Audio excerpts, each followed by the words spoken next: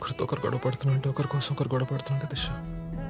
నచ్చినట్టుగా ప్రేమ ఇవ్వలేకపోవచ్చు కానీ ప్రేమ లేదని మాత్రం అనుకో.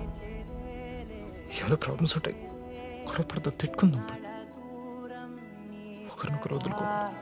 నన్నే చెరేలే నన్నే చెరే గుండెల్లో భారం తీరగా క్షణములో నెరవేరిన ఇన్నాళ్ళ నా కలలే అవుననే ఒక మాటతో పెనవే